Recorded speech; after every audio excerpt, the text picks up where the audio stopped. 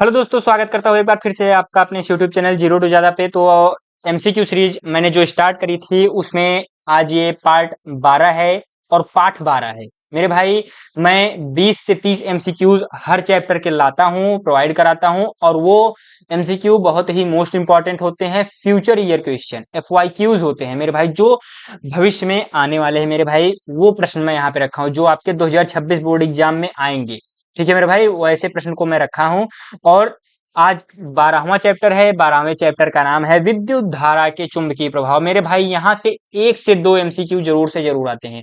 एक तो फिक्स रहता है, किसी किसी सेट में 2 आते हैं, किसी में 3, लेकिन दो दो ज्यादा सेट में आते हैं, 3 तो बहुत कम में आता है, रेयर केसेस में, क्योंकि विद्युत चैप्टर भी एक है जो कि इंपॉर्टेंस रखता है बहुत ज्यादा। तो उससे के कारण ये थोड़ा सा डिम हो जाता है इससे। लेकिन लॉन्ग क्वेश्चन जरूर आते हैं, 6 अंक के प्रश्न इससे आते हैं, एक 6 अंक का प्रश्न इससे आता है। ठीक है मेरे भाई।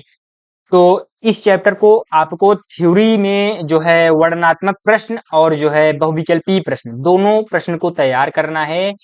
7 से 8 अंक इस चैप्टर से आपके आराम से बन जाएंगे मेरे भाई।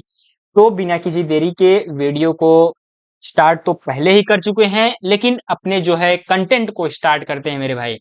पहला सवाल, विद्युत आवेश की मात्रक क्या है, या विद्युत आवेश का मात्रक। मेरे भाई बहुत ही सिंपल सा सवाल है। ये आपको क्लास 11th और क्लास 12th अगर दोनों में देखने को मिलेगा, अगर आप साइंस साइड से रहेंगे तो मेरे भाई विद्युत आवेश का मात्रक हो जाएगा आपका कूलॉम। ठीक है। अगर आप चाहते हैं तो मैं आपको ये दिखा भी देता हूँ, कूलॉम। ठीक है मेरे भाई। उसके बाद नेक्स्ट क्वेश्चन, ओ एक सेकंड रुक जाओ, फिर उसके बाद दूसरे प्रश्न पर आते हैं बिना किसी देरी के। दूसरा प्रश्न, आपको इसमें आंसर नहीं दिखाऊंगा और आपको पूरे के पूरे 5 सेकंड दूंगा। तो दूसरा सवाल, समान आवेशी पिंडों के बीच प्रति यूनिट दूरी पर बल का नियम है। न्यूपास नियम, न्यूटन का गुरुत्वाकर्षण नियम, ओम का नियम, या फैराडे का नियम। मेरे भाई जल्दी से बताओ कौन सा ऑप्शन करेक्ट होगा। ए बी सी या डी में से कौन सा ऑप्शन करेक्ट होगा। थोड़ा सा समय लो और ध्यान में रखो, ये हमने पढ़ा है या नहीं, आपने पढ़ा होगा, और सही सही जवाब दो। तो ए ऑप्शन, न्यूपास का नियम। ये देखो, ये यूनिक क्वेश्चन है। आपको न्यूटन का गुरुत्वाकर्षण भी पता होगा, ओम का नियम भी पता होगा, फैराडे का भी पता होगा, लेकिन न्यूपास नियम आप इसको जरूर से जरूर पढ़ लेना। ठीक है मेरे भाई, ध्यान में रहे ये चीज। तो ये सारी चीज, यही सारी चीजें बोर्ड एग्जाम में पूछा जाएगा, कुछ अलग। अगर टफ पेपर आ गया तो पूछ सकता है। तीसरे प्रश्न पर आते हैं। विद्युत क्षेत्र की दिशा किससे निर्धारित होती है। नकारात्मक आवेश से सकारात्मक आवेश की ओर, धनात्मक आवेश से नकारात्मक आवेश की ओर, नकारात्मक से नकारात्मक आवेश की ओर, या धनात्मक से धनात्मक आवेश की ओर। मेरे भाई जल्दी से बताओ क्या है विद्युत क्षेत्र की दिशा। धनात्मक से नकारात्मक आवेश की ओर, या धनात्मक से ऋणात्मक आवेश की ओर। धन से ऋण की ओर जाता है विद्युत क्षेत्र। ठीक है मेरे भाई, इसको ध्यान में रहना चाहिए आपके। उसके बाद, किस बिंदु पर विद्युत क्षेत्र की तीव्रता की इकाई क्या है। विद्युत क्षेत्र की तीव्रता की इकाई मेरे भाई जल्दी से बताओ।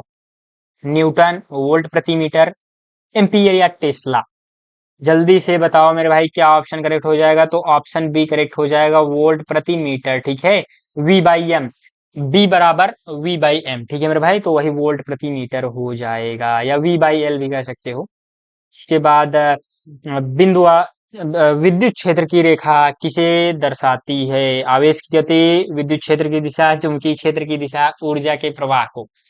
तो ए बी सी या डी में से कौन सा ऑप्शन करेक्ट हो जाएगा। बिना किसी देरी के आप जल्द से जल्द बताएं, और अगर आपका आंसर सही है तो 1 अंक अपने जो है टेस्ट में ऐड ऑन कर लें। बी ऑप्शन करेक्ट हो जाएगा, विद्युत क्षेत्र की दिशा। ठीक है मेरे भाई। अब बिना किसी देरी के छठवें प्रश्न पर आते हैं। आराम से करो मेरे भाई, थोड़ा लंबा क्वेश्चन है, देख के घबराना नहीं है। धारा प्रवाहित तार के चारों ओर उत्पन्न चुंबकीय क्षेत्र की दिशा पता करने के लिए किस नियम का उपयोग करते हैं। एक सांस में बोल दिया, फटाक से आगे ऑप्शन पढ़ लो और उसका जवाब दो। दक्षिण हथेली नियम, ओम का नियम, न्यूपास नियम, या गॉस का नियम। मेरे भाई जल्दी से बताओ। तो दक्षिण हथेली नियम, ये ऑप्शन करेक्ट हो जाएगा। मैं आपको समय नहीं दे रहा हूं क्योंकि ये रटा रटा सवाल है, देखते ही आप कर लोगे। अगर आपने मतलब पढ़ा हुआ होगा तब। नहीं पढ़ा हुआ होगा तो आप 10 मिनट भी लगा दोगे तब भी नहीं आएगा।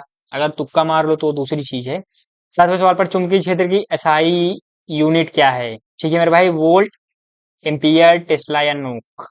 तो मेरे भाई सी ऑप्शन करेक्ट हो जाएगा, टेस्ला। ठीक है। सातवें प्रश्न के बाद आठवें प्रश्न पर आते हैं। लॉरेंज बल किस प्रकार का बल है? विद्युत बल, चुंबकीय बल, विद्युत और चुंबकीय दोनों का सम्मिलित बल या गुरुत्वाकर्षण बल। लॉरेंज बल कौन सा बल है मेरे भाई? तो ये बी ऑप्शन हो जाएगा, सॉरी सी ऑप्शन हो जाएगा, विद्युत और चुंबकीय दोनों का सम्मिलित बल। हाँ, एफ बराबर क्यू वी बी।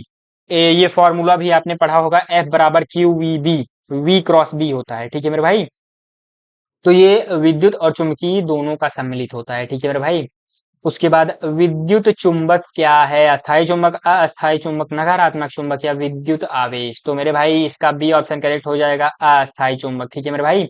जो विद्युत चुंबक होता है वो एक अस्थायी चुंबक होता है। 10वें प्रश्न पर आते हैं। बिना किसी देरी के तार के चारों ओर चुंबकीय क्षेत्र की दिशा पता करने के लिए कौन सा नियम प्रयोग किया जाता है? दक्षिण हस्त अंगूठा नियम, ओम का नियम, बाएं हाथ का नियम, गॉस का नियम। मेरे भाई जल्दी से बताओ। ये सारे नियम आपको पता होना चाहिए। ये जो डी यानी चार ऑप्शन मैंने दिया है, ये चारों ऑप्शन में जितने भी नियम लिखे हैं ये आपको रटा हुआ होना चाहिए, जुबान पे होना चाहिए बोर्ड एग्जाम देने से पहले मेरे भाई। समझ लो, तभी समझ लो कि आपकी तैयारी अच्छी है। ठीक है, दक्षिण हस्त अंगूठा नियम। ठीक है। अगर मेरे भाई और इम्पोर्टेंट प्रश्न की जानकारी आप चाहते हैं तो join free mark booster series, जो कि आपको ऊपर दिख रहा होगा मेरे भाई, उसके बारे में आपको बता देता हूँ वो क्या चीज है। अगर आप टेलीग्राम या व्हाट्सएप, लिंक डिस्क्रिप्शन बॉक्स में दिया गया है, उस पे जाके क्लिक करके ज्वाइन करते हो तो ऑलरेडी आप इस फ्री मार्क बूस्टर सीरीज में जुड़ जाओगे। और मेरे भाई इसमें अगर आप जुड़ जाते हो तो आपको फ्री ऑफ कॉस्ट मेरे भाई आपका टेस्ट लिया जाएगा, आपको गाइड किया जाएगा, वन टू वन मेंटोर किया जाएगा, आपका टाइम टेबल बनाया जाएगा, आपकी सारी स्ट्रेटजीज बनाई जाएंगी, आपको मोस्ट इंपॉर्टेंट क्वेश्चंस भी प्रोवाइड किए जाएंगे मेरे भाई, और आपकी सारी की सारी तैयारी की जिम्मेदारी ली जाएगी बोर्ड एग्जाम तक। तो ठीक है मेरे भाई, तो आप इसको जल्द से जल्द ज्वाइन करो मेरे भाई, बिना किसी देरी के। चलते हैं अगले क्वेश्चन 11वें प्रश्न पर, बिना किसी देरी के। आपने आंसर देख लिया, cheating no cheating no cheating. 11वां प्रश्न, लंबी सीधी प्रणालिका के अंदर चुंबकीय क्षेत्र रेखाएं किस प्रकार होती हैं? समांतर सीधी रेखाएं, वृत्ताकार रेखाएं, विकर्ण रेखाएं, कोई भी नहीं। मेरे भाई जल्दी से बताओ 11वां प्रश्न बिना किसी देरी के। तो ए ऑप्शन आपने देख ही लिया, समांतर सीधी रेखाएं। 12वें प्रश्न पर आते हैं। चुंबकीय क्षेत्र की दिशा किस ओर होती है? उत्तरी ध्रुव से दक्षिणी ध्रुव की ओर, दक्षिणी से उत्तरी, धरती के मध्य से बाहरी ओर। चुंबकीय क्षेत्र दिशा निश्चित नहीं होती। तो बिना किसी देरी के ऑप्शन उत्तरी ध्रुव से दक्षिणी ध्रुव की ओर। 13वें प्रश्न पर आते हैं। चुंबकीय क्षेत्र की एसआई यूनिट क्या है? टेस्ला, एम्पियर, वोल्ट, नोक। मेरे भाई कौन सा ऑप्शन करेक्ट होगा? टेस्ला होगा या एम्पियर होगा या वोल्ट होगा या नोक होगा? मेरे भाई जल्दी से बताओ। तो चुंबकीय क्षेत्र का जो है टेस्ला, यही दोबारा से प्रश्न आ गया, घबराना नहीं आपको यार। तो दोबारा से आ रहा है तो समझ लो कि आप याद कर लो, और क्या कहूँ उसके आगे। तो नेक्स्ट प्रश्न पर आते हैं, 14वें प्रश्न पर। धारा प्रवाहित तार के निकट चुंबकीय दिक्सूची रखने पर विक्षेप कितना होता है? धारा कम होने पर विक्षेप बढ़ता है, धारा बढ़ने पर विक्षेप बढ़ता है, धारा का प्रवाह नहीं होता, हमेशा स्थिर रहता है। जल्दी से बताओ मेरे भाई, कौन सा ऑप्शन करेक्ट होगा? और मेरे भाई इसी के साथ साथ आप जो आज मैं जो है कॉपी भी चेक कर रहा हूँ साइंस का, तो उसकी भी वीडियो एक दो दिन में आ जाएगी, या अब आप जब भी इस वीडियो को देख रहे होगे आपके पास प्रोवाइड होगी, तो मेरे भाई उसका भी लिंक डिस्क्रिप्शन में मैं लगा दूंगा, तो उसको जरूर से जरूर आप देख लेना, ठीक है मेरे भाई। जिससे आपको पता चलेगा कि किस तरीके से बोर्ड एग्जाम में लिखना है। तो इसका जो है बी ऑप्शन करेक्ट हो जाएगा, धारा बढ़ने पर विक्षेप बढ़ता है। उसके बाद 15वें प्रश्न पर आते हैं। विद्युत धारा और चुंबकीय क्षेत्र के बीच संबंध किस तथ्य से स्थापित होता है? ओम के नियम से, फैराडे के नियम से, चलो दिखा दिया हूँ, दक्षिण हथेली के नियम से, या न्यूपास नियम से? मेरे भाई दक्षिण हथेली नियम से, ठीक है। 16वें प्रश्न पर आते हैं। एक सेकेंड, हाँ। विद्युत आवेशित कण पर दो क्षेत्रों का प्रभाव पड़ता है, विद्युत और चुंबकीय। इसे क्या कहते हैं? विद्युत क्षेत्र प्रभाव, चुंबकीय क्षेत्र प्रभाव, इलेक्ट्रोमैग्नेटिक प्रभाव या गुरुत्वाकर्षण प्रभाव? मेरे भाई जल्दी से बताओ, कौन सा ऑप्शन करेक्ट होगा?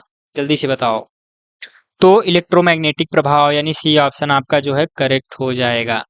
उसके बाद 17वें प्रश्न पर आते हैं। अरे यार, ये बार बार वो हो जा रहा है। 17वां प्रश्न क्या है? प्रणालिका के धर्म क्या है? चुंबकीय अस्थायी चुंबक के समान कार्य करता है, अस्थायी चुंबक के समान नहीं होता, सॉरी अस्थायी चुंबक नहीं होता, विद्युत धारा नहीं ले जाता, तार धातु नहीं होता। तो मेरे भाई आपने देख ही लिया, ए अस्थायी चुंबक के समान कार्य करता है, ठीक है। उसके बाद 17वें प्रश्न पर आते हैं। लूप के केंद्र पर चुंबकीय क्षेत्र की तीव्रता किससे प्रभावित होती है? लूप की लंबाई से, लूप में प्रवाहित धारा से, लूप के रंग से, या लूप के आकार से? नहीं, जल्दी से बताओ मेरे भाई।